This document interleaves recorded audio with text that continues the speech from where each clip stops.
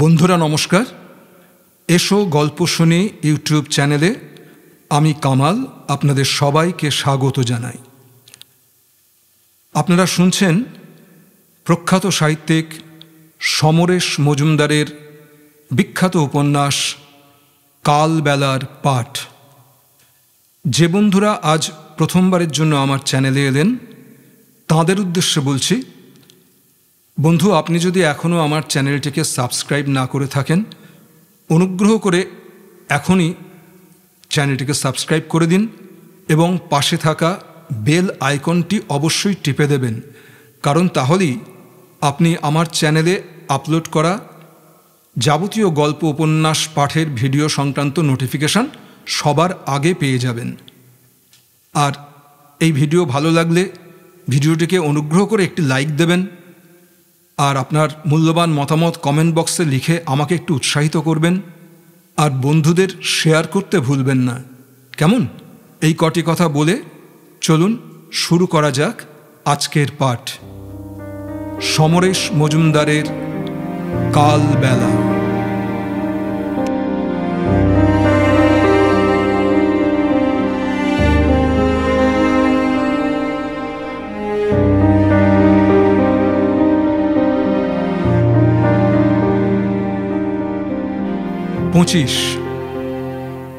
তিস্তার উপর সুন্দর ব্রিজ তৈরি হয়ে যাওয়ায় জলপাইগুড়ি থেকে স্বর্গছাড়া মাত্র 1 ঘন্টায় পৌঁছে যাওয়া যায়। আগের আসাম রোড এখন নাম পাল্টে ন্যাশনাল হাইওয়ে হয়েছে।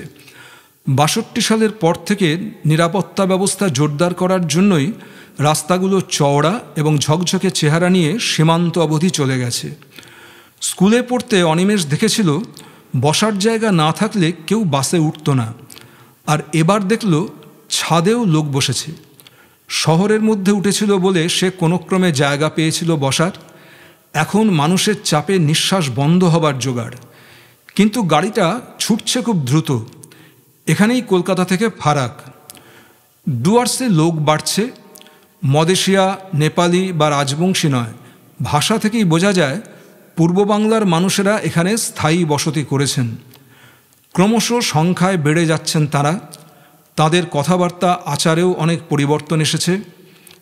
একটা সময় আসবে যখন উত্তর বাংলায় সংকর সংস্কৃতি গড়ে উঠবে, যার সঙ্গে পূর্ব বা পশ্চিম বাংলার কোনো মিল থাকবে না। জনসংখ্যা বাড়ছে, কিন্তু জলপাইগুড়ি শহর তিস্তার ব্রিজ ছাড়ালেই দুধারে ফাঁকা মাঠ আর জঙ্গল। কচিত কখনো খড়ের চালের ঘর বা দূরে ছোট গ্রামের ইশারা। ময়নাগুড়ি, ধূপগুড়ির আধা শহর এলাকাটুকু ছাড়ালে এই দৃশ্য পাল্টাবে না। আর ধূপগুড়ির পরই কেমন একটা পাহাড়ি গন্ধ নাকে আসে। গাছপালার চেহারা পাল্টে যায়। ডুডুয়া নদী ছাড়ালেই দুপাশে জঙ্গল ঘন হয়ে অন্ধকারে হারিয়ে যায়। মাঝখানে চওড়া হাইওয়ে দিয়ে বাস যখন ছোটে তখন ঝিঝির শব্দ কানে আসে। দেখতে দেখতে অনিমেষের মনে হচ্ছিল এই জায়গাগুলোর অদ্ভুত একটা নির্জন চেহারা আছে, কিন্তু খুব শিগগির মানুষ তা নষ্ট করবে। যেভাবে ডুয়ার্সে জনসংখ্যা বাড়ছে, এরা আর নির্জন থাকবে বলে মনে হয় না। নিজের প্রয়োজন মেটাতে মানুষ অত্যন্ত নির্মম হতে পারে। যদি জানা যেত গোলাপের কুঁড়ি সুখাদ্য, তাহলে আমরা কখনোই একটা ফুটন্ত গোলাপকে দেখতে পেতাম না। এই মাঠ, জঙ্গল, ঝর্ণাগুলো চিরকাল একই রকম চেহারা নিয়ে রয়েছে। ভারতবর্ষ স্বাধীন হবার পর এতগুলো সরকার এলো গেল, কিন্তু এই জায়গাগুলোকে দেশের জন্য ব্যবহার করার কথা কারো খেয়ালই হলো না। ফলে এখানকার বিভিন্ন গাঁয়ে ছড়িয়ে থাকা গরিব রাজবংশীদের জীবন সেই অন্ধকূপে আটকে আছে।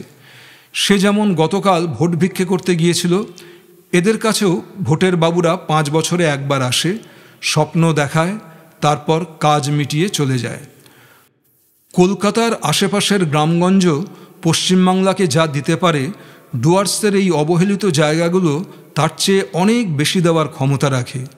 কিন্তু সরকার যেমন এ ব্যাপারে উদাসীন, তেমনি এখানকার মানুষরাও দেশ এবং নিজেদের সম্পর্কে নিস্পৃহ। কিন্তু একটা সময় আসবেই যখন এই নিঃস্ব মানুষগুলো জ্বলে উঠবে, তখনই অবস্থা পাল্টাতে পারে। আংরাভাষা নদী পেরিয়ে এসে রাস্তাটা বাঁক নিতেই বুকের ভেতরটা আচমকা হালকা হয়ে গেল। খুব শান্ত একটা আরামবোধ তিরতির করে সমস্ত শরীরে জুড়ে বসল। অনিমেষ বাঁদিকের দিগন্ত ছোঁয়া চায়ের গাছগুলোর দিকে তাকালো। এখন বিকেল, শেষ আলোর রঙে এক ধরনের মায়া জড়ানো থাকে। দূরের খুঁটিমারি জঙ্গলের মাথায় নেমে আসা সূর্যের দিকে তাকালে সেই মায়াটাকেও যেন স্পর্শ করা যায়। স্বর্গছেঁড়া চা বাগানের ফ্যাক্টরির ছাদ চায়ের গাছের মধ্যে মাথা উঁচু করে দাঁড়িয়ে আছে সেই আলো মেখে। রাস্তায় এখন ঘরে ফেরা কুলি কামিনের ভিড়। অনিমেষ ভিড় বাঁচিয়ে কোনো রকমে উঠে দাঁড়ালো। বুকের অ্যালবাম থেকে উঠে আসা ছবির মতো কোয়ার্টারগুলো দাঁড়িয়ে, কোথাও সামান্য পরিবর্তন হয়নি। এই বিকেলে মনে হচ্ছে কেমন একটা ঝিমুনি চারধারে। সামনের ফাঁকা মাঠে চাঁপা ফুলের গাছ দুটো প্রায় নিষ্পত্র হয়ে দাঁড়িয়ে। এখন কি আর ছেলেমেয়েরা ওই মাঠে খেলে না? রাস্তা থেকে নামতেই ওদের বাড়ির সামনে যে পাতাবাহারের গাছগুলো গার্ড অফ অনার দেবার মতো দাঁড়িয়ে থাকতো, তারা অনেককাল আগেই উধাও। এখন কেমন ন্যাড়া ন্যাড়া লাগছে চারধার। বারান্দায় উঠে বন্ধ দরজা দেখে সে মত পাল্টালো। একটু ঘুরে বাগানের টিনের দরজা খুলে ভেতরের উঠোনে ঢুকল। কাউকেই দেখা যাচ্ছে না। এদিকের লিচু গাছগুলো বেশ ঝাঁকড়া হয়ে গেছে। উঠোন পরিষ্কার, তুলসীতলাটা নিকোনো। কয়েক পা এগোতেই অনিমেষ থমকে দাঁড়ালো। সেই বুড়ো কাঁঠাল গাছটা নেই। ঝাড়ি কাকুর মুখে শোনা অদেখা ঠাকুমাদের স্মৃতি জড়ানো ওই রসালো ফলের গাছটাকে না দেখে বুকের ভেতর কেমন হু হু করে উঠল। তার নিজের শৈশবে ওই গাছ যেন স্বপ্নের মতো ছিল। মাটির তলায় কাঁঠাল পাকত যখন, তখন সেটাকে খুঁড়ে বের করতে কি মজাই লাগত। গাছটা যেন তার সঙ্গে লুকোচুরি খেলত। অনিমেষের মনে হলো এই বাড়ি থেকে তার ভালো লাগা স্মৃতিগুলো একটা একটা করে এইভাবে সরে যাবে। মন খারাপ হয়ে গেল ওর। উঠোন ধরে একটু এগোতেই রান্নাঘর চোখে পড়ল। দরজা খোলা। একটা বাচ্চা মদেশিয়া ছেলে পা ছড়িয়ে বসে কাঠ টুকরো করছে। একে আগে কখনো দেখেনি অনিমেষ। তাকে দেখতে পেয়ে ছেলেটি বিস্মিত হয়ে গলা তুলল, মাইজি। ছোট মার গলা ভেসে এলো, কী রে? ছেলেটা বড় বড় চোখ করে তাকিয়ে আছে অনিমেষের দিকে। বোধহয় কি বলবে ঠিক করতে পারছে না। অনিমেষ তাকে সুযোগ দিল না। কণ্ঠস্বর ভারী করে বলল, একটু বাইরে আসুন। কয়েক মিনিট নীরবে চলে গেল। তারপরে রান্নাঘরের দরজার আড়ালে ছোট মায়ের শরীরের অর্ধেকটা দেখা গেল। মাথায় ঘোমটা টেনে দেওয়া হয়েছে এরই মধ্যে। গলা থেকে শটটা বেরিয়ে পড়েছিল, কে? অনিমেষ হাসতেই মাথা থেকে কাপড় সরিয়ে বারান্দায় এসে দাঁড়ালো ছোট মা। ওমা, তুমি? কি আশ্চর্য! কোত্থেকে এলে? গলা শুনে আমি একদম চিনতেই পারিনি। ওরকম করে কথা বলতে হয়? আমি ভাবলাম কে এমন হুট করে ভেতরে ঢুকে পড়ল। এক টানা কথাগুলো বলে গেল ছোট মা। অনিমেষ ছোট মাকে দেখছিল।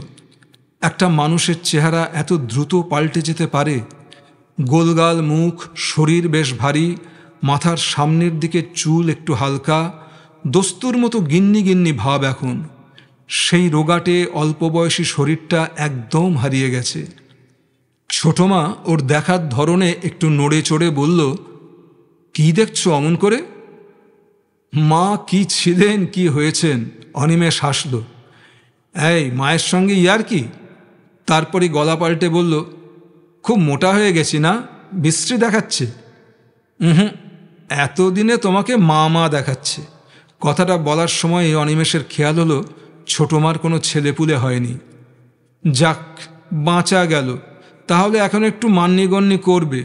কিন্তু নিজের চেহারাটা কি আয়নায় দেখা হয়? কি ছিরি হয়েছে? কেন, খুব খারাপ দেখতে লাগছে? রোগা, মাথায় বাবুই পাখির বাসা, মুখে একরাশ জঙ্গল। খেতে পাও না নাকি? এই চেহারা নিয়ে তুমি দেশের কাজ করবে? দেশের কাজ? অনিমেষ চমকে উঠল। এ খবর তোমাকে কে দিল? ছোট মা বলল, বলছি, আগে বারান্দায় উঠে আরাম করে বসো, হাত মুখ ধোও। তোমার বাবা বলল এবার আসবে না তুমি, কিন্তু আমার মন বলছিল ঠিক আসবে। দেখো কেমন মিলে গেল। আহ, দাঁড়িয়ে রইলে কেন? হাত মুখ ধোয়ার পর ভেতরের বারান্দায় বসে মুড়ি মুড়কি দিয়ে চা খেতে খেতে অনিমেষ ছোট মায়ের মুখের দিকে তাকিয়ে সব কথা শুনল। তার কাজকর্মের কথা এখানে পৌঁছে গেছে, এমনকি অ্যারেস্টেড হয়ে থানায় যাওয়ার গল্পও নীলার বাবা জানিয়েছেন এখানে।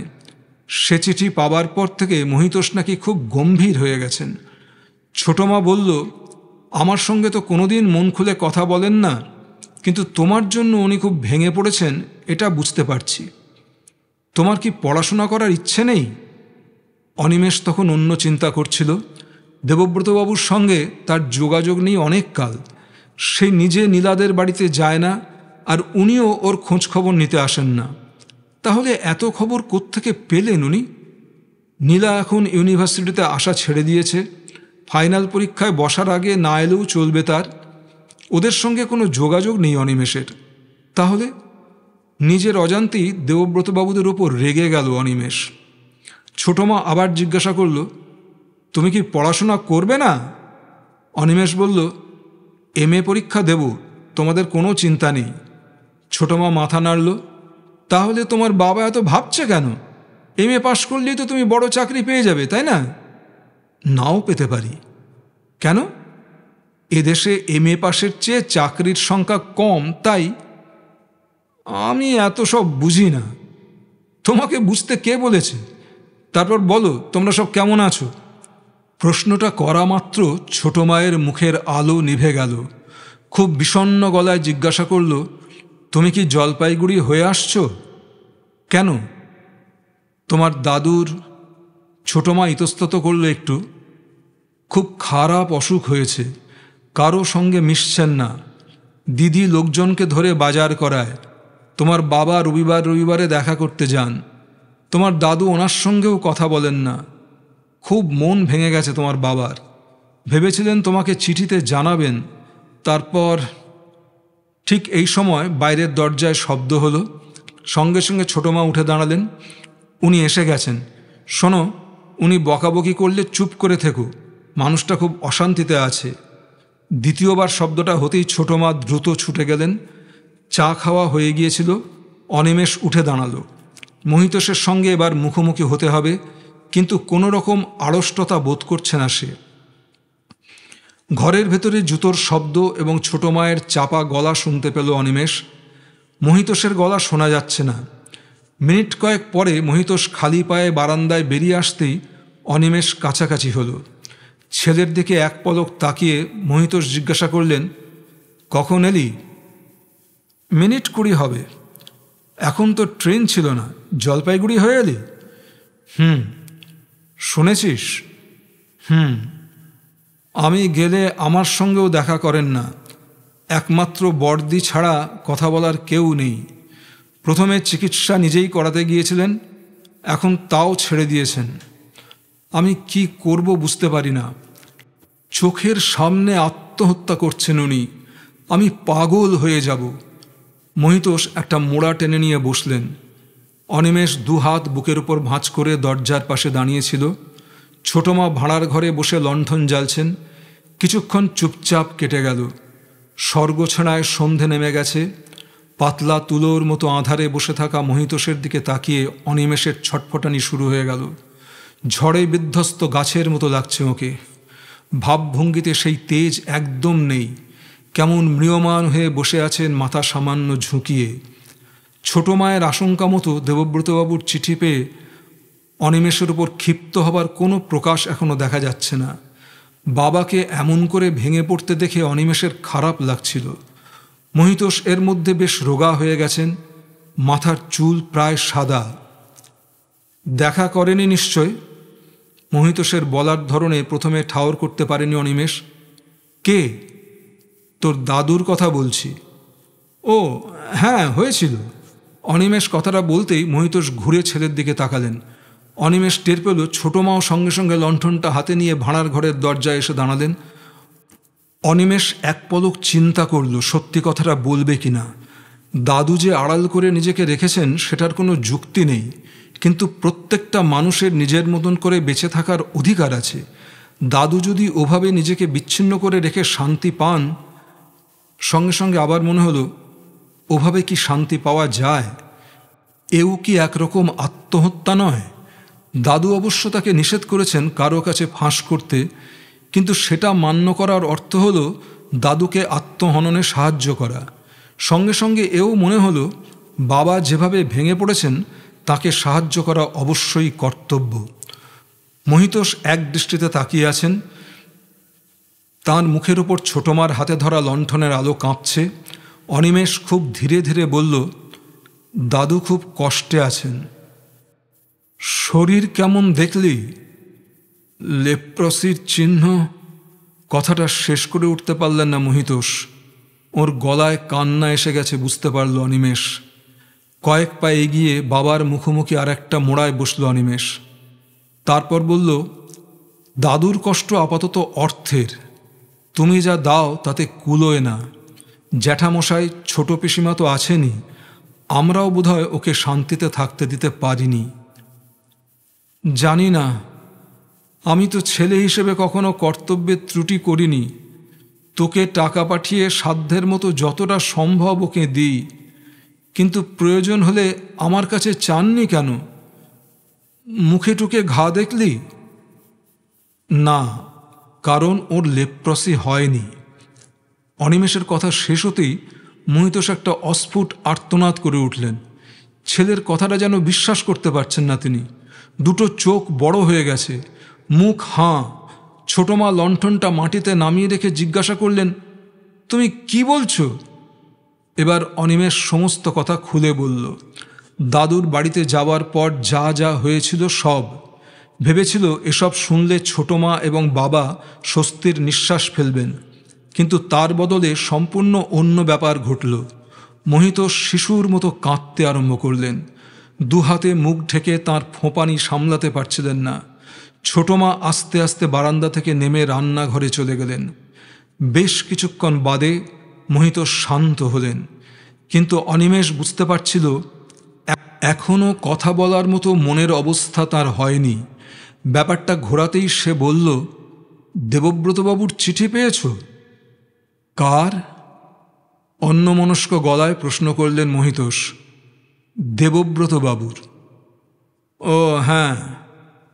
কিন্তু তারপর আর কোনো কথা নেই। অনিমেষ ভেবেছিল একথা মনে পড়লেই মহিতোষ ওর ওপর ক্ষিপ্ত হয়ে উঠবেন, কিন্তু এমন নিরুত্তাপ আচরণের কোনো কারণ খুঁজে পেল না সে। দুজনে চুপচাপ বসে আছে, কথা খুঁজে পাচ্ছে না অনিমেষ। অস্বস্তি হচ্ছিল। হঠাৎ মহিতোষ বললেন, ওর মেয়ের সঙ্গে তোর দেখা হয়? বেশ কিছুদিন দেখা হয়নি। কেন? তুই ওদের বাড়ি যাস না? সময় পাই না।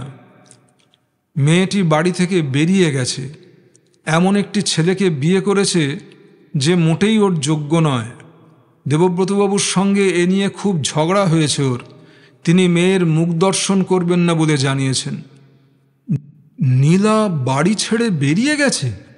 অনিমেষ যেন আকাশ থেকে পড়ল। নীলার মতো প্র্যাকটিক্যাল মেয়ে এমন কাজ করল? তাহলে কি নীলা মোটেই প্র্যাকটিক্যাল ছিল না, ভান করত? কয়েকদিন আগে শচীন ওর সম্বন্ধে কিছু কথা বলতে চেয়েছিল। তা কি এই ব্যাপারটাই? কাকে বিয়ে করল নীলা? অনিমেষ হতভম্ব হয়ে গেল। মহিতোষ নিজের মনেই বললেন, ছেলে মেয়েদের ওপর যদি ভরসা না রাখতে পারি তাহলে বেঁচে থাকব কি জন্য? দেবব্রতবাবু মেয়েটাকে মনের মতো করে গড়তে চেয়েছিলেন যাতে যুগের সঙ্গে তাল মিলিয়ে চলতে পারে, কিন্তু তার বদলে কি পেলেন? সাবালক হলে প্রত্যেকের নিজের মতো চলার স্বাধীনতা আছে, কিন্তু সেই সঙ্গে মনে রাখা উচিত যারা তাকে ঘিরে এতদিন স্বপ্ন দেখে এলো তাদের প্রতি একটা দায়িত্বও রয়েছে। তোর জ্যাঠামশাই বা কাকা সেটা মনে রাখেনি, কিন্তু আমার পক্ষে তো এড়ানো সম্ভব হয়নি। অনিমেষ বুঝতে পারছিল এসব কথা তাকে উদ্দেশ্য করেই বলা। কোনো কারণে মহিতোষ তাকে সরাসরি প্রশ্ন করতে পারছেন না। কারণটা কি সেটা বোঝা যাচ্ছে না, কিন্তু স্পষ্ট ভাষায় সতর্ক করে দিচ্ছেন উনি। নীলার ব্যাপারটায় এতখানি অবাক হয়ে গিয়েছিল অনিমেষ যে কিছুই ভেবে উঠতে পারছিল না। চুপচাপ সে অন্ধকারের দিকে তাকিয়ে বসে থাকল। এর মধ্যে একসময় মহিতোষ উঠে বাথরুমে গেছেন। অন্ধকারে চোখ রেখে অনিমেষ বুঝতে পারল একটা বয়স হলে খুব নিকট সম্পর্কগুলোর মধ্যে ছোট বড় দেওয়াল তৈরি হয়ে যায়। তখন পরস্পরকে স্পর্শ করা মুশকিল হয়ে পড়ে। দাদু পিসিমা যে বিচ্ছিন্ন জগতে বাস করছেন, তার সঙ্গে বাবা এবং ছোট মায়ের খুব একটা ফারাক এখন নেই। আর এবার আরও সত্য হলো, তার সঙ্গে ওদের ব্যবধানটা অনেক বেড়ে গেছে। হয়তো বাবা কিংবা দাদু ঠিক একই জায়গায় রয়ে গেছেন, কিন্তু সে নিজে এমন দূরত্বে চলে গেছে যে ব্যবধান কমানোর কোনো উপায় নেই।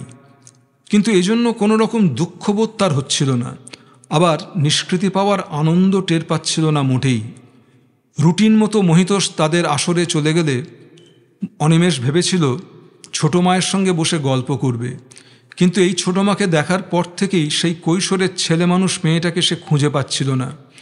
এখন এই মহিলা অনেক গিন্নিবান্নি ধরনের, স্নেহপ্রবণা এবং বাবার সঙ্গে মোটামুটি ভালো সম্পর্ক হয়ে গেছে। ব্যাপারটা নিশ্চয়ই সুন্দর, কিন্তু অনিমেষ ওর সঙ্গে আড্ডা মারার মেজাজটাকে খুঁজে পেল না। রাত বেশি হয়নি দেখে সে বাড়ি ছেড়ে স্বর্গছাড়া ঘুরতে বেরিয়ে পড়ল। মাঠ পেরিয়ে বড় রাস্তায় আসতেই অনিমেষ টর্চের আলোগুলো দেখতে পেল। রাস্তার দুধারে ঝাঁকড়া লম্বা গাছগুলোর গায়ে নিচ থেকে আলো ফেলা হচ্ছে, যাতে বাদুড় শিকার করা যায়। মদেশিয়া ছেলেদের এই কর্মটি সে ছেলেবেলাতেও দেখেছে এবং এখনও তার কোনো পরিবর্তন হয়নি। এই অন্ধকারে দাঁড়িয়ে অনিমেষের মনে হলো, পশ্চিমবঙ্গের এখানে ওখানে বিপ্লবের যত কথাই হোক, কমিউনিজমের বিভিন্ন ব্যাখ্যা এবং প্রচার যাই চলুক না কেন, সাধারণ মানুষের ভঙ্গুর এবং অন্ধ আর্থিক দীনতা প্রসূত আদিম জীবন একটুও পাল্টায়নি। মাঝে মাঝে হেডলাইট জ্বালিয়ে ছুটে যাওয়া গাড়ির আলোয় ছেলেগুলোকে দেখতে পাচ্ছিল সে। হাতে গুলতি নিয়ে ঊর্ধ্বমুখ হয়ে রয়েছে। এদিকে বিদ্যুৎ নেই, কিন্তু ওপাশে স্বর্গছাড়া আলোয় ঝলমলে। চা বাগানের কোয়ার্টার ছাড়িয়ে সে বাজার এলাকায় ঢুকল। চমকে যাওয়ার মতো পরিবর্তন হয়েছে জায়গাটার। ঝকঝকে দোকানপাট, মাইকে চাপা স্বরে গান বাজছে। এত রকমের দোকান স্বর্গছাড়ায় কখনো ভাবা যায়নি। হাঁটতে হাঁটতে চৌমাথায় চলে এলো অনিমেষ। চারধার দিনের মতো পরিষ্কার। স্বর্গছাড়া তার সেই রহস্যময় চেহারাটা হারিয়ে ফেলেছে। এখন একটা ছোট শহরের থেকে এর কোনো প্রভেদ নেই। ব্যাপারটা ভালো কিংবা মন্দ সেটা পরের কথা, কিন্তু ব্যক্তি চেহারা হারিয়ে গিয়ে যখন দলের মধ্যে কিছু ঢুকে পড়ে, তখন এক ধরনের নিঃস্বতা বোধ হয়। পুরনো বন্ধুবান্ধবদের খোঁজ করতে ইচ্ছে করছিল। ওরা কি আর রাস্তাঘাটে আড্ডা মারে না? এখনও তো রাত তেমন বেশি হয়নি। কয়েক পা এগোতেই থমকে গেল সে। তাদের পার্টির অফিস হয়েছে স্বর্গছাড়ায়। ওপরে পতাকা টাঙানো রয়েছে। অফিস ঘরের সামনে রাস্তার ওপর কয়েকজন অচেনা মানুষ গুলতানি করছে। হঠাৎ অনিমেষের খেয়াল হলো, সে কাউকে না জানিয়ে এই নির্বাচনী প্রচারকর্ম ছেড়ে চলে এসেছে। এই জন্য তাকে নিশ্চয়ই কৈফিয়ত দিতে হবে। বলা যায় না, পার্টি বিরোধী কাজের জন্য তাকে বহিষ্কার করাও হতে পারে। বহিষ্কার কথাটা মনে হতেই সুভাষদার কথা মনে এলো। সে তো ভেতরে ঢোকার অনুমতিই পায়নি, তাই বহিষ্কার হবার যোগ্যতাও নেই তার। শুধু দলের হয়ে কাজকর্ম করতে তাকে আর দেওয়া হবে না। একদম না বলে কয়ে চলে আসাটা অন্যায় হয়েছে। নিয়ম শৃঙ্খলা অবশ্যই মেনে চলা উচিত, এই কারণে শাস্তি পাওয়া সঙ্গত। কিন্তু গতকাল রাত্রে মনে হয়েছিল, এই নির্বাচনী প্রচার ব্যাপারটা পুরোটাই ভাঁওতা। কমিউনিজমে যারা বিশ্বাস করে, তারা কেন জনসাধারণের কাছে ভোট ভিক্ষে করবে? প্রসব বেদনার কথা কোনো মেয়েকে কি স্মরণ করিয়ে দিতে হয়? কমিউনিস্টরা যদি তাদের আচরণ এবং কাজকর্মে ওই মতবাদকে জনসাধারণের সামনে বিশ্বাসযোগ্যভাবে তুলে ধরতে পারে, তাহলে নির্বাচনের সময় প্রতিপক্ষ যতই প্রচার করুক না কেন, মানুষ নিজের প্রয়োজনেই কমিউনিস্টদের ভোট দিতে আসবে। তা সম্ভব হচ্ছে না, কারণ এদেশের কমিউনিস্টরা সাধারণ মানুষের বিশ্বাস অর্জন করতে পারেনি। পার্টি অফিসের সামনে ওকে দাঁড়িয়ে থাকতে দেখে অনেকেরই নজর পড়েছিল। এমন সময় ভেতর থেকে নিজের নাম ভেসে আসতে শুনল অনিমেষ। আর তারপরেই বিশুকে দেখতে পেল দরজায়। চেহারাটা খুব খারাপ হয়ে গেছে বিশুর। পাজামা, হ্যান্ডলুমের পাঞ্জাবি পরায় মনে হচ্ছে একটা হ্যাঙ্গারে সেগুলোকে টাঙিয়ে রাখা হয়েছে। অনিমেষ এগিয়ে গেলে বিশু জিজ্ঞাসা করল, কবে এলি? আজই। আয়, ভেতরে আয়। ছোট ঘর, শতরঞ্জীয় পাতা, একদিকে কিছু পোস্টার স্তূপ করে রাখা। 2-3 জন লোক একটা লিস্ট নিয়ে কাজ করছে। দেওয়ালে লেনিনের ছবি। অনিমেষ বলল, এখানে পার্টির অফিস হয়েছে জানতাম না তো। বিশু বলল, কি জানিস তোরা, শহরে থেকে গ্রামের খবর রাখিস?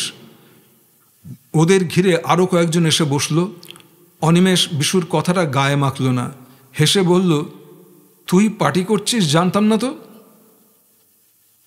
বিশু বলল, আবার বলতে পারতাম কি জানিস তোরা, বলে হাসল। কিছু হলো না, না পড়াশোনা না চাকরি, পার্টির কাজ করছি, একটা নিয়ে তো থাকতে হবে। তবে এটা করার জন্য একটা উপকার হয়েছে, সুনীল পালের মিলে সামনের মাস থেকে জয়েন করব। সুনীল পাল এ তল্লাটের একজন বিখ্যাত কাঠের ব্যবসায়ী, কিন্তু পার্টি করলে তিনি কেন চাকরি দেবেন সেটা বুঝতে পারল না অনিমেষ। বুঝিয়ে দিল বিশু। ওদের মিলে মারাত্মক ধরনের শ্রমবিরোধ হয়েছিল। শিবুদা, আমাদের লোকাল কমিটির সেক্রেটারি, মিটিয়ে দেন। আজই এই প্রতিশ্রুতিটা পাওয়া যায়। অনিমেষ বলল, কিন্তু এটা তো প্রতিক্রিয়াশীলদের ঘুষ। বিশু বলল, প্রতিক্রিয়াশীল?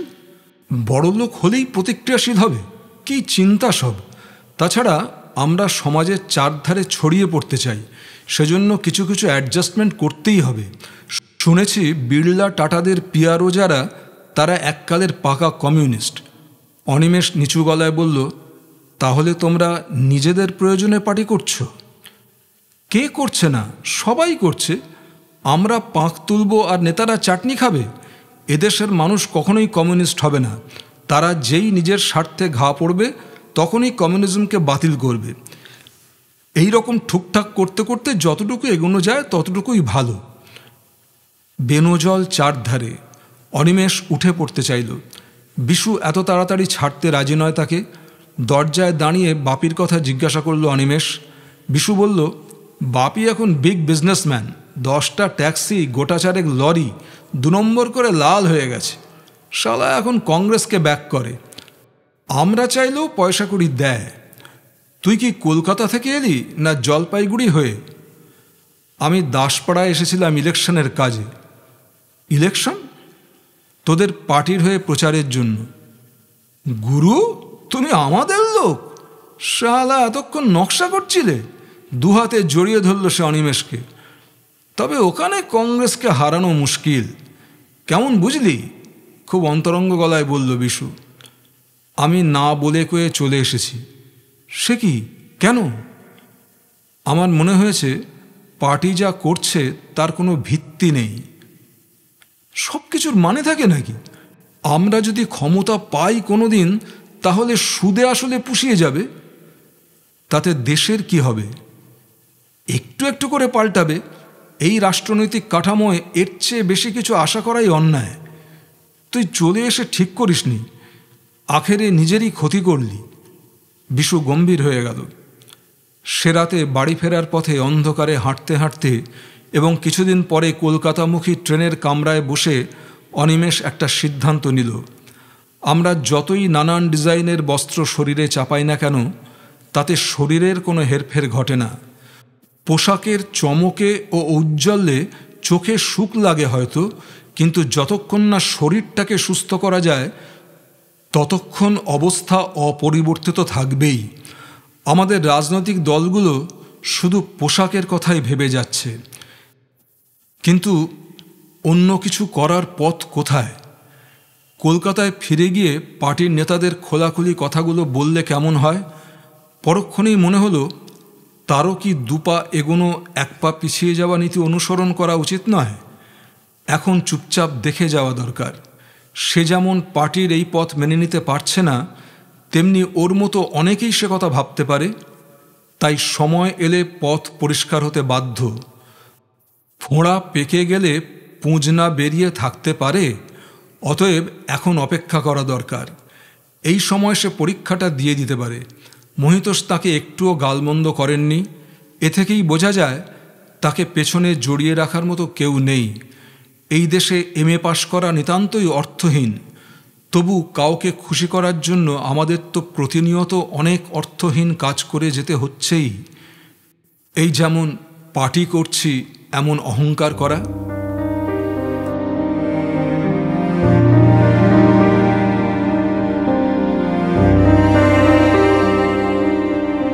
26 অনিমেষের মুখের দিকে বেশ কিছুক্ষণ চুপচাপ তাকিয়ে থাকল বিমান। ঘরে সুদীপ ছাড়া আর কেউ নেই। এতক্ষণ গড়গড় করে কিছুটা মিথ্যে বলার পর অনিমেষ এখন ভেতরে ভেতরে নার্ভাস বোধ করছিল। এই সময়টার জন্যে সে মনে মনে অনেক রিহার্সাল দিয়ে আসা সত্ত্বেও বুঝতে পারছিল তার দেখানো কারণ খুব জোরালো নয়। বিমান সুদীপের দিকে তাকিয়ে বলল, কি মনে হচ্ছে? নেভা চুরুট দেশলাই কাঠি দিয়ে ঠিক করতে করতে সুদীপ বলল, চট করে মনে হবে ও মিথ্যা কথা বলছে, কিন্তু মফস্বলের ছেলেদের মানসিকতা বড্ড ঘোলাটে। দেশের কাছাকাছি গেলে সব রকম দায়িত্ব বিস্মৃত হতে ওদের বেশি সময় লাগে না। বিমান বলল, অনিমেষ, আমি তোমার কথায় কোনো লজিক খুঁজে পাচ্ছি না। দাসপাড়ায় বসে তুমি খবর পেলে তোমার দাদুর অসুখ হয়েছে এবং কাউকে কিছু না জানিয়েই জলপাইগুড়ি চলে গেলে। সেখানে এতদিন থাকলে অথচ আমাদের কাউকে একটা চিঠি দিয়ে ব্যাপারটা জানাতে পারলে না। প্রথম কথা, দাসপাড়ায় তোমাকে ওই খবর দেওয়ার জন্য কে বসে থাকবে? দ্বিতীয়ত, খবর পেলে তোমার টিমকে জানানোর সময় ছিল না, এটা অবিশ্বাস্য। তৃতীয়ত, জলপাইগুড়ি থেকে তুমি দাসপাড়ায় ব্যাক করতে পারতে কিংবা আমাকে চিঠি দিতে পারতে। অনিমেষ নিচু গলায় বলল, আপনাকে তো বললাম, খবরটা শুনে আমি এমন আপসেট হয়ে গেলাম যে কারোর সঙ্গে দেখা করার জন্য অপেক্ষা করতে পারিনি। চিঠি দেবার কথা ভেবেছিলাম, কিন্তু কোন ঠিকানায় দেব বুঝতে পারিনি। সুদীপ বলল, তোমাকে তো এতটা নির্বোধ বলে মনে হয় না। তুমি এই কথাটা স্পষ্ট বলতে পারছো না কেন? অত কাছাকাছি গিয়ে তোমার খুব মন কেমন করছিল দেশে যাওয়ার জন্য, এবং তুমি জানতে যে পারমিশন পাবে না, তাই কেটে পড়েছিলে চুপচাপ। অনিমেষ মাথা নাড়ল, না, এ কথা ঠিক নয়। বিমান বলল, আমি তোমার ব্যবহারে মর্মাহত। তোমার এই দায়িত্বজ্ঞানহীন কাজের জন্য আমাকে অনেক কৈফিয়ত দিতে হচ্ছে। তুমি উধাও হয়ে গেলে তুমি তো খুনও হয়ে যেতে পারতে। সেক্ষেত্রে পার্টি কি জবাব দিত? মোদ্দা কথা, তুমি পার্টির কাছে আমাকে অপদস্থ করেছ। হঠাৎ সুদীপ জিজ্ঞাসা করল, তোমার দাদুর খবরটা যদি আমরা যাচাই করি? স্বচ্ছন্দে অনিমেষ নড়ে চড়ে বসল। শহরের অনেকেই জানে এখন। কি হয়েছিল ওর? লেপ্রসি। অনিমেষ দেখল দুজনেই একসঙ্গে ভূত দেখার মতো চমকে উঠল। দুজনের মুখের অবস্থা থেকে খুব কষ্টে হাসি চাপল সে। আমরা যতই মুখে প্রগতির কথা বলি না কেন, এইসব অকারণ আতঙ্ক কাটিয়ে উঠতে পারিনি। কিন্তু ব্যাপারটাকে সে কাজে লাগালো। ওই খবর পাওয়ার পর আমার মাথা ঠান্ডা থাকতে পারে? আমার ছেলেবেলায় দাদুর ভূমিকা ছিল সবচেয়ে বেশি। গলার স্বর বদলে গেল বিমানের। দুঃখিত, কথাটা যদি ইউনিয়নের ঠিকানায় জানিয়ে দিতে তাহলে এই ভুল বোঝাবুঝি হতো না। যা হোক, উনি কেমন আছেন? চিকিৎসা চলছে। বুঝতেই পারছেন ব্যাপারটা আমাদের কাছে খুব শকিং। নিশ্চয়ই নিশ্চয়ই, আমি চেষ্টা করব যাতে পার্টি তোমার সম্পর্কে কোনো ভুল সিদ্ধান্ত না নেয়। কিন্তু এটাই শেষ সুযোগ। আমাদের মনে রাখা উচিত, পৃথিবীর যে কোনো ব্যক্তিগত সমস্যার চাইতে দলের কাজ অনেক বেশি গুরুত্বপূর্ণ। বিমান খুব দৃঢ়তার সঙ্গে উচ্চারণ করল।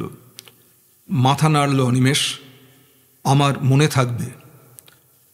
ব্যাপারটা এত তাড়াতাড়ি চুকে যাবে বুঝতে পারেনি অনিমেষ। সে নিশ্চিত ছিল ছাত্র ফেডারেশন তাকে বাতিল করে দেবে। সেটা হলে তার আপাতত কিছুই করার থাকছে না। দেশের জন্য কেউ যদি কিছু করতে চায় তাহলে তাকে একটা রাজনৈতিক দলের সঙ্গে যুক্ত হতেই হবে। পশ্চিমবাংলায় কংগ্রেসের বিকল্প দল এখন একটাই। যদিও ঘোলা জলের মতো একই জায়গায় পাক খাচ্ছে, তবু যা কিছু নাড়াচাড়া এই দলেই। বামপন্থী কমিউনিস্ট দলের কাজকর্ম, মতবাদ এবং নেতৃত্ব সম্পর্কে কোনো রকম আশা করার কিছু না থাকলেও খুব সামান্য কাজ এই দলে থাকলেই করা যাবে। সেই দুপা এগোনো এবং এক পা পিছিয়ে যাওয়া ব্যাপার আর কি। কলকাতায় ফিরে এসে তার মনে হয়েছিল কেউ তাকে মাথার দিব্যি দেয়নি যে রাজনীতি করতে হবে। তার সহপাঠীরা, কলকাতায় লক্ষ লক্ষ মানুষেরা এসব না করে দিব্যি বেঁচে পড়তে আছে। MA পাশ করে একটা যে কোনো চাকরি জুটিয়ে নিয়ে হাজারটা সমস্যার মধ্যে ওই রকম কাটিয়ে দেওয়া যায়। আজকের ভারতবর্ষে কেউ কি দেশের কথা ভেবে রাজনীতি করে? ব্রিটিশ আমলে যারা দেশের কথা ভাবতেন তাদের স্বদেশী বলা হতো, এখন বলা হয় না কেন? ব্রিটিশের বিকল্প যদি প্রতিক্রিয়াশীল শোষকরা হয় তো তাদের বিরুদ্ধে লড়াই করাও তো স্বদেশী করা হতে পারে। মুশকিল হলো স্বাদেশিকতাকে এখন সংকীর্ণ মনোভাবের প্রকাশ বলা হয়, অথচ বৃহত্তর ব্যাপারটার কোনো মাথামুন্ডু নেই এ কথা জানলেও কেউ মানতে চাইবে না। কেন তার মনে হয় আমাদের দেশের মানুষগুলো স্বাধীন নয়? কেন মনে হয় লক্ষ্যটা সংস্কার এবং অর্থনৈতিক দুর্দশা তাদের উপর চাপিয়ে দেওয়া হচ্ছে, যা থেকে লাভবান হয় একটিমাত্র শ্রেণী? যদি এই দেশের মানুষের আর্থিক কাঠামোটা এক করা যেত তাহলে দেশের চেহারাটাই পাল্টে যেত। এটা ঠিক, আমাদের বর্তমান ব্যবস্থায় কোনো দলেরই সেই কাজ করা সম্ভব নয়। সুদীপরা বলবে সীমাবদ্ধ সুযোগের মধ্যে যেটুকু কাজ করা যায় তাই করা উচিত। অনিমেষের মনে হয় এ এক ধরনের ফাঁকিবাজি। বিরোধী দল হিসেবে কংগ্রেসের সমালোচনা বা বিক্ষোভ দেখানোর মধ্যে এক ধরনের বাহাদুরি আছে, কিন্তু গঠনমূলক কাজকর্ম যাতে দেশের সমগ্র মানুষ সামাজিক অর্থনৈতিক বৈষম্য ভেঙে বেরিয়ে আসতে পারবে তা করা সম্পূর্ণ আলাদা। কমিউনিজমের থিওরি বিভিন্ন দেশে বিভিন্নভাবে প্রয়োগ করা হয়েছে, কারণ প্রতিটি দেশের মাটি এবং মানুষের মনের চেহারা এক নয়। কিন্তু এসব চিন্তা তার মাথায় আসে কেন? অনেক ভেবেছে অনিমেষ, কিন্তু নিজেকে নিষ্ক্রিয় করে রাখার সপক্ষে কোনো কারণ খুঁজে পায়নি। চারপাশে এত রকম অসাধুতা যে নিজের মনের কাছেই দোষী হয়ে থাকতে হয়। এবার জলপাইগুড়ি থেকে ফেরার সময় চোখের সামনে টিকিট চেকারকে ঘুষ দেবার জন্য যাত্রীদের হুড়োহুড়ি করতে দেখল। যারা দিচ্ছে এবং যে নিচ্ছে তাদের কেউ তথাকথিত প্রতিক্রিয়াশীল শ্রেণীতে পড়ে না। এসব দেখে তার মধ্যে কেন ছটফটানি শুরু হয়? সেই কোন শৈশবে বন্দে মাতরম শব্দটা উচ্চারণ করতে গিয়ে সমস্ত শরীরে এক ধরনের আবেগের কাঁটা উঠত, তাই বা কেন হতো? সেই সময় রক্তে রোপিত স্বদেশী চিন্তাটা এতকাল নানান তাপে চেহারা পাল্টে কি তাকে এই ছটফটানি দিয়ে গেছে? তাই যদি হয় তবে সুদীপ বিমানদের সঙ্গে জড়িয়ে থাকাই উচিত। ওরা কিছু করুক না করুক, কথাবার্তায় অনেক কিছু করার একটা পরিমণ্ডল সৃষ্টি করে, এটুকুই লাভ। অনিমেষের খেয়াল হলো আজ বিমানদের আস্থা ফিরিয়ে আনবার জন্য দাদু তাকে পরোক্ষভাবে সাহায্য করলেন। এই একটি মানুষের কাছে তার ঋণ ক্রমশ বেড়েই যাচ্ছে এবং পৃথিবীর কোনো দামে তা শোধ করা যাবে না। কংগ্রেসের অবস্থা এখন ক্রমশ স্পষ্ট হয়ে আসছে। নেতৃত্ব চিরকালই বৃদ্ধদের হাতে থাকে। পশ্চিমবাংলার কংগ্রেসিরা বিধান রায়ের পর নিজেরা কে কতখানি স্থবির প্রমাণ করতে বদ্ধপরিকর হয়ে পড়েছেন। তাদের অন্ধ বিশ্বাস গান্ধীজির নামের মধ্যে একটা জাদু মন্ত্র আছে যার দ্বারা দেশের মানুষকে ঘুম পাড়িয়ে রাখা যায়। এই দেশ মন্ত্রীদের ব্যক্তিগত সম্পত্তি ছাড়া কিছু নয়। বিরোধীরা শুধু চিৎকারেই নিজেদের দায়িত্ব বজায় রাখে, তাই ওদের কাছ থেকে কোনো ভয় নেই। মাঝে মাঝে দু এক টুকরো রুটি ছুঁড়ে দিলেই যথেষ্ট। তাঁরা যে মেহনত করে দেশের মানুষকে স্বাধীনতা এনে দিয়েছেন তার দাবিতে চিরকাল তাদের গদিতে বসিয়ে রাখা দেশবাসীর পবিত্র কর্তব্য। এইসব ধারণা থেকেই ভারতবর্ষে গণতন্ত্রের সৃষ্টি, যে গণতন্ত্রকে ধনিক গণতন্ত্র বলা যায়। এই বুর্জোয়া ডেমোক্রেসি দিয়ে সমাজতন্ত্র হয় না, কংগ্রেস সেটি আমদানি করেছে। বামপন্থী দলগুলো যদি নির্বাচনে জেতে তাহলে ওই বুর্জোয়া ডেমোক্রেসির মধ্য দিয়েই তাদের যেতে হবে। বামপন্থী দলগুলো নির্বাচনের মাধ্যমে কংগ্রেসকে সরাতে চাইছেন। ধনিক শ্রেণীর ব্যাকিং যদি না থাকে তাহলে ফল লাভ কষ্টকর, আর সত্যিই যদি ফল পাওয়া যায় তাহলে বুঝতে হবে এতকালে দেশের মানুষ নিপীড়নের বিরুদ্ধে মাথা তুলে দাঁড়িয়েছে। তারা বামপন্থীদের ভোট দিচ্ছে এই ব্যবস্থার পরিবর্তনের জন্য। কিন্তু একটা সাইকেলকে প্যাডেল ঘোরালে সামনের দিকেই নিয়ে যাওয়া যায়, পেছন দিকে প্রয়োজনেও চালানো যায় না। নির্বাচনে জিতলে তাই বামপন্থীদের সম্পর্কে জনসাধারণ বাধ্য হয়ে মোহমুক্ত হবেন। কিন্তু পাশাপাশি আরেকটা ব্যাপার অনিমেষ লক্ষ্য করছিল। ভারতের মার্ক্সবাদী কমিউনিস্ট পার্টি আগামী নির্বাচনের কথা স্মরণ রেখে কৃষক সভার মাধ্যমে ব্যাপক আন্দোলনের কর্মসূচি নিয়েছে। খাস জমি বন্টন, বর্গাসত্ব, খাদ্য, কাজ, মজুরি হলো তালিকাভুক্ত। একটু একটু করে অর্থনৈতিক দাবি দাওয়া থেকে নিম্নবিত্ত শ্রেণী গণতান্ত্রিক অধিকার ও ক্ষমতা দখলের জন্য ভাবতে শুরু করেছে। দ্রব্যমূল্য বৃদ্ধি, ব্যাপক রাজনৈতিক নির্যাতন জনজীবনকে বিপর্যস্ত করে তুলছিল। জনগণের একাংশ এর থেকে মুক্তি পাবার আশায় ক্রমশ রাজনৈতিক পরিবর্তন কামনা করতে শুরু করেছে। এই চেতনাটাকে কাজে লাগাচ্ছে বামপন্থীরা। যদিও তাদের পথ বুর্জোয়া ডেমোক্রেসির বাঁধা পথেই শেষ হবে, কারণ ব্যবস্থাটা যে এক, তবু এই আলোড়নের সময় যুক্ত থাকাই যে কোনো কর্মীর উচিত। অনিমেষ বিমান সুদীপের সঙ্গে মিশে গেল। আজকাল অনিমেষের হাতে তেমন পয়সা কড়ি থাকে না। এবার বাবার কাছে এসে মুখ ফুটে বেশি টাকা চাইতে পারেনি। দাদুর অবস্থা দেখার পর তা সম্ভবও নয়। পরমহংসের মতো টিউশনি যে তার পক্ষে করা সম্ভব নয়, এটা বুঝতে পেরেছে। সামান্য কটা টাকার জন্য ওরকম বাঁধা জীবন মেনে নেওয়া অসম্ভব, অথচ কোনো আশু সমাধান নেই। দ্বিতীয় যে ব্যাপারটা জলপাইগুড়ি থেকে ফিরে এসে অনিমেষ শুরু করল, সেটা হলো পড়াশোনা। এতদিন তার ঘরের টেবিল জুড়ে কমিউনিজমের ওপর লেখা নানান বই পত্রপত্রিকা ছড়ানো থাকত। সব কাজ চুকিয়ে রাত্রের খাওয়ার পর বই নিয়ে বসত অনিমেষ। পড়তে গিয়ে অনিমেষ প্রথমে ভেবেছিল সে অসীম সমুদ্রে পড়বে। দীর্ঘদিন সংস্রব না থাকায় একটু নার্ভাস হয়ে পড়েছিল। কিন্তু বাংলা এমন একটা বিষয় যে সামান্য মস্তিষ্ক থাকলে দখল নেওয়া কষ্টকর নয়। একমাত্র ভাষাতত্ত্ব বুঝতে তার অস্বস্তি হচ্ছিল। ব্যাপারটা ফাঁকিবাজি দিয়ে সম্ভব নয়। পালি প্রাকৃতও প্রথমে ওই রকম মনে হয়েছিল, কিন্তু দীর্ঘদিন পঠনের ফলে সব কিছুর মেডিজি বেরিয়ে যায়। অনিমেষ ঠিক করল, যাই হোক না কেন এমএটা এবারেই সম্মানের সঙ্গে পাশ করতে হবে। কোনো ফলশ্রুতি নেই, পাশ করলেও অন্ধকার, এসব জেনেও করতে হবে।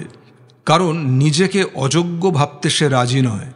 যে বাসনা নিয়ে এদেশের মানুষ রাজনীতি করে, সেই বাসনাতেই তাকে পাশ করতে হবে। মাধবীলতা এখন অদ্ভুত চুপচাপ। দাসপাড়ার অভিজ্ঞতা এবং তার পরের ঘটনা অনিমেষ ওকে বুঝিয়ে বলেছে।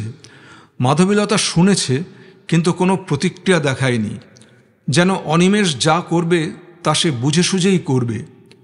ক্রমশ মেয়েটা যেন তার ওপর নির্ভরতা বাড়িয়ে ফেলছে।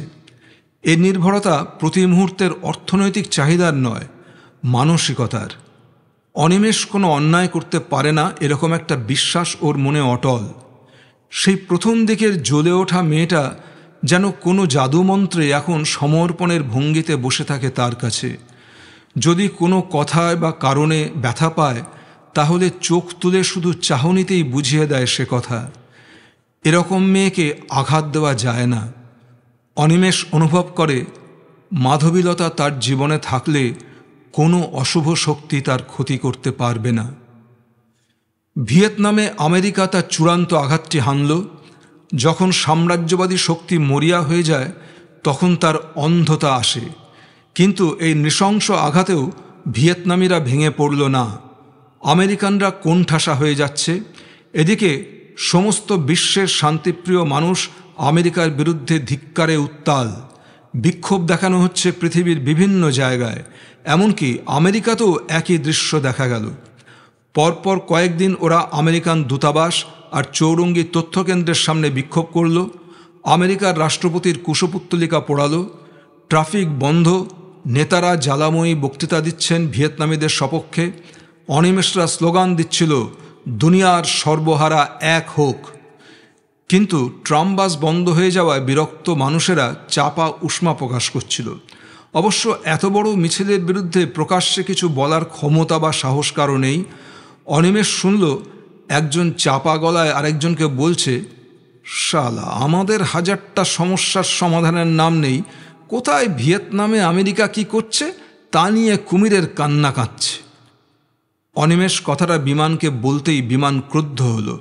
সুরেন ব্যানার্জি রোডের রোদে দাঁড়িয়ে বলল, এই মানসিকতা কংগ্রেসি কুশাসনের ফসল। আমার ঘরে জল পড়ছে বলে অন্যের ঘরের আগুন নেভাতে ছুটব না। অনিমেষ বলল, আমরা প্রতিবাদ করছি ঠিক আছে, কিন্তু ভিয়েতনামীদের জন্য আমাদের কিছু করা উচিত। বিমান বলল, আমাদের সমর্থন ওদের কাছে পৌঁছে দিলে ওরা জোর পাবে। তা ঠিক, অনিমেষ বলল, অন্যভাবে আমরা যদি সাহায্য করি তাহলে ওদের উপকার হয়। আমরাও কাজে কিছু করতে পারলাম বলে তৃপ্তি পাব। কিভাবে? জামা কাপড়, ওষুধ, খাবার এসব পাঠিয়ে। ভালো, কিন্তু আমাদের ফরেন সার্ভিস সেগুলো পৌঁছে দেবে কি না, কিংবা সরকার তাতে অনুমতি দেবে কি না তা তো জানি না। ঠিকই বলেছ, ভিয়েতনামি সংগ্রামীদের জন্য সাহায্য তোলা যায়, বিমান বলল। সংগ্রামী শব্দটার পাশে সাহায্য কথাটা খুব খারাপ শোনালো অনিমেষের কানে। সে বলল, না, লোকের কাছে ভিক্ষে করব না। আমরা একটা বড়সড় অনুষ্ঠান করে টিকিট বিক্রি করে টাকা তুলে ওষুধ কিনতে পারি। আপনি কথা বলে দেখুন। অনুমতি পাওয়া গেল। ইউনিভার্সিটি ইউনিয়ন থেকে ভিয়েতনাম এইড কমিটি হলো। সুদীপ কনভেনার, অনিমেষ সম্পাদক। কয়েকদিন ধরে জোর আলোচনা চলল। ঠিক হলো মহাজাতি সদনে অনুষ্ঠানটি হবে। সকালে হলে কম ভাড়া লাগে, যেরকমভাবে হোক খরচ কমাতে হবে। সবাই একমত হলো যে কোনো রকম হালকা গান বাজনা বা নাটক হবে না। জনসাধারণকে উজ্জীবিত করতে পারে এই রকম অনুষ্ঠানসূচি করা দরকার।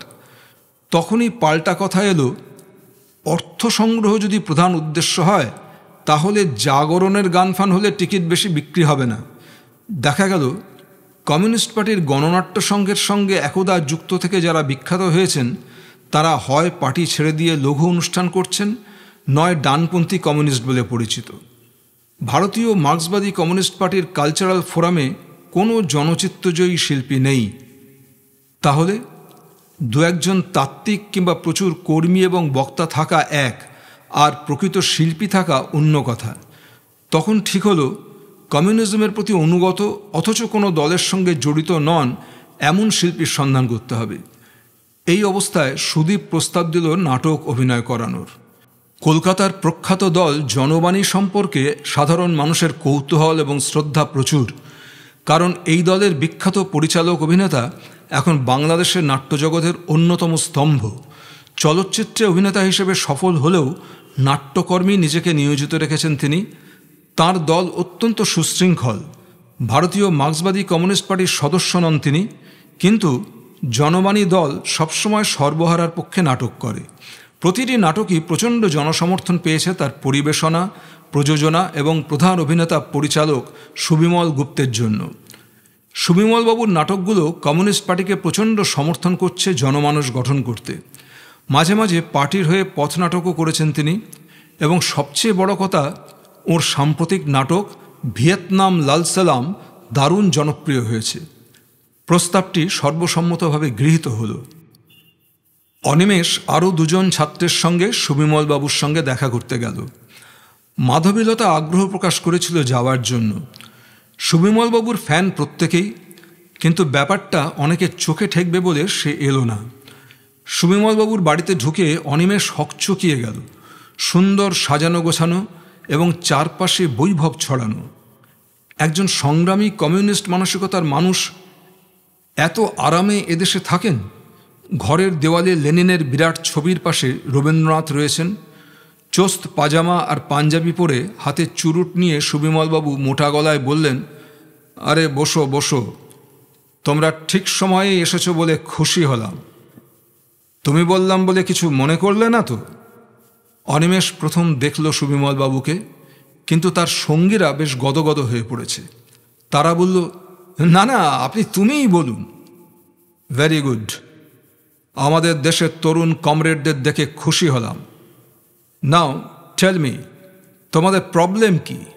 মুখে চুরুট রেখেই কথা বললেন সুবিমলবাবু। অনিমেষ নিজেই সামনের চেয়ারে বসে বলল, প্রবলেম নয়, ভিয়েতনামে আমরা কিছু ওষুধ পাঠাতে চাই। খুব ভালো কথা, কনস্ট্রাকটিভ কাজ। হ্যাঁ, এই জন্য অর্থ দরকার। আমরা বিশ্ববিদ্যালয় থেকে মহাজাতি সদনে একটি অনুষ্ঠান করে টাকাটা তুলব। আমরা চাই আপনি সাহায্য করুন। অনিমেষ হাসল। কীভাবে? ভিয়েতনাম লাল সালাম অভিনয় করুন। আপনি পাশে দাঁড়ালে হাউসফুল হয়ে যাবে। কবে? 12 তারিখে সকালে হল পাওয়া যাবে। তোমাদের বাজেট কত? বাজেট? এ বাবদ আমার দলকে কত দেবে? আমরা ভাবিনি কিছু। খরচ যতটা কমানো যায় তত আমরা সাহায্য পাঠাতে পারব। বুঝলাম, বোধহয় ওই দিন আমি খালি আছি। ওয়েল, আমার দল কলসের জন্য অনেক বেশি নেয়। যেভাবে খরচ বাড়ছে সামলানো মুশকিল। তবু তোমরা 3 দিও। 3,000? হাঁ হয়ে গেল অনিমেষ। No bargain. অনিমেষ পাথর হয়ে গেল। এই মানুষটি সর্বহারাদের বন্ধু, কমিউনিস্ট পার্টির হয়ে পথসভা করেন, ভিয়েতনামীদের সমর্থক। সে খুব নিচু গলায় বলল, এত টাকা দিলে আমরা তো কিছুই ওখানে পাঠাতে পারবো না। I can't help. একবার যদি সবাই জেনে যায় ওর কমে আমি শো করেছি, তাহলে আমার বাড়ির সামনে 1 মাইল লাইন পড়ে যাবে কলসর। সবাই বলবে ওই টাকায় করুন। কাকে ঠেকাবো তখন? তুমি হয়তো ভাবলে আমার মুখে একই কথা, রাইট, কিন্তু আমার রাজনৈতিক চিন্তা আর প্রফেশনাল এটিকেট এক নয়, হতে পারে না। একজন সরকারি কর্মী যেমন সরকার বিদ্বেষী স্লোগান দিলেও সরকারের কাজ করে মাইনে নেন পেটের জন্য, আমিও দুটোকে এক করতে পারি না। অনিমেষ কি বলবে ভেবে পাচ্ছিল না। মনে মনে ভীষণ ভেঙে পড়ছিল সে। কোনো চিন্তা মাথায় আসছিল না। এই কী ধরনের কমিউনিজম মনস্কতা? সুবিমলবাবু হঠাৎ হাসলেন। ঠিক আছে, তোমরা 1000 দিতে পারবে? অনলি 1000। সঙ্গে সঙ্গে নড়ে উঠল অনিমেষ। নিশ্চয়ই। দেন টিকিট বিক্রি করো। 12 তারিখ বললে না? 11 তারিখে বিকেলে টাকাটা পৌঁছে দিও। I will be there. বাইরে বেরিয়ে এসে সঙ্গীরা প্রশংসায় পঞ্চমুখ হলো। অনিমেষের খারাপ লাগছিল নিজের কথা ভেবে। ভদ্রলোক যে ওকে নিয়ে খেলা করছিলেন তা সে বুঝতে পারেনি। না পেরে আজেবাজে চিন্তা করেছে। সুবিমলবাবুকে নিয়ে আজ সবাই গর্ব করে। তিনি কি ভিয়েতনামের সাহায্যে অনুষ্ঠানে না এসে পারেন? হু হু করে একদিনেই টিকিট বিক্রি হয়ে গেল। অনুষ্ঠানের আগের দিন টাকাটা পৌঁছে দেওয়া হলো। মহাজাতি সদন টইটম্বুর। সকালবেলাতেই জনবাণী এসে গেছে। মেকআপ নিচ্ছেন তাঁরা। অনিমেষকে নানান ঝামেলা সামলাতে ছুটোছুটি করতে হচ্ছে। সুদীপের সঙ্গে সুবিমলবাবু কথা বলছিলেন। অনিমেষ দেখল উনি এখনও মেকআপ নেননি। অভিনয় শুরুর একটু আগে সুদীপ বলল, আজকের অনুষ্ঠানের আগে কেন এটা করছি তা দর্শকদের বলা দরকার। সুবিমলবাবুও বলবেন। পর্দা উঠল। অত মানুষের সামনে এই প্রথম অনিমেষ কথা বলল মাইকের সামনে দাঁড়িয়ে। উদ্দেশ্য ব্যক্ত করে দর্শকদের এবং জনবাণীকে ধন্যবাদ দিল সে। তারপর সুদীপ এসে বলল সে সুবিমলবাবুকে অনুরোধ করছে কিছু বলার জন্য। সুবিমলবাবুর নামের আগে অনেক জনদরদি বিশেষণ দিল সে। উইংসের পাশে দাঁড়িয়ে স্তম্ভিত অনিমেষ দেখল সুবিমলবাবু আর একজন সঙ্গীর ওপর ভর দিয়ে কোনো ক্রমে মাইকের সামনে দাঁড়ালেন। আমি অত্যন্ত অসুস্থ। ডাক্তার আমাকে বিছানায় শুয়ে থাকতে বলেছেন, কিন্তু ভিয়েতনামের জন্য ছাত্রবন্ধুরা যখন এই অনুষ্ঠান করছেন তখন কি আমি শুয়ে থাকতে পারি? না, আমি কোনো বিশেষণের যোগ্য নই। একটু অভিনয় করতে চেষ্টা করি মাত্র, কিন্তু প্রতিক্রিয়াশীল শক্তির বিরুদ্ধে চিরকাল লড়ে যাব। জনসাধারণকে বোঝাবো তারা কি অবস্থায় আছেন। আমি একজন সৈনিক মাত্র। আমার কথা বলতে কষ্ট হচ্ছে, তবু না এসে পারলাম না। আমার দল অভিনয় করবে, আপনারা সহযোগিতা করুন। আমার সঙ্গে বলুন আপনারা, ভিয়েতনাম লাল সালাম। সঙ্গে সঙ্গে হল ফেটে গেল শব্দে, লাল সালাম, লাল সালাম। খুঁড়িয়ে খুঁড়িয়ে স্টেজ থেকে বেরিয়ে এসে অনিমেষের মুখোমুখি পড়ে গেলেন সুবিমলবাবু। চুরুট বের করে বললেন, একটা দেশলাই দাও তো। চোয়াল শক্ত করে অনিমেষ বলল, আমার কাছে নেই। আরেকজন ছুটে এসে দিল তাঁকে। সেটা নিয়ে এক দৃষ্টিতে কিছুক্ষণ অনিমেষকে দেখলেন সুবিমলবাবু। তারপর অদ্ভুত কায়দায় হাসলেন। দেশলাইয়ের বাক্সটা দেখেছ? বারুদ মাখানো কাঠিগুলোকে জল বাতাস থেকে বাঁচানোর জন্য ওই বাক্সটা দরকার। কোনটা দামি, বাক্স না কাঠি? দুটোই, তাই না? কথাটা শেষ করে স্মার্টলি বেরিয়ে গেলেন হল থেকে। সেখানে তার গাড়ি অপেক্ষা করছে। তখন নাটক শুরু হয়ে গেছে। আমেরিকান মিলিটারির অত্যাচার দেখে দর্শকরা ধিক্কার দিচ্ছে। জনবাণী দারুণ অভিনয় করছে। সুবিমলবাবুর বদলে যিনি করছেন তিনি সর্বহারাদের কথা সমান দরদে মঞ্চে বলছেন। অনিমেষ নাটক দেখছিল না। সমস্ত ব্যাপারটাই তার কাছে সাজানো রঙিন বেলুনের মতো মনে হচ্ছিল। বেলুনটা বাড়ে না, কারণ সে জানে তাহলে ফেটে যেতে পারে। কিন্তু একটা সূচ দরকার, অবিলম্বে।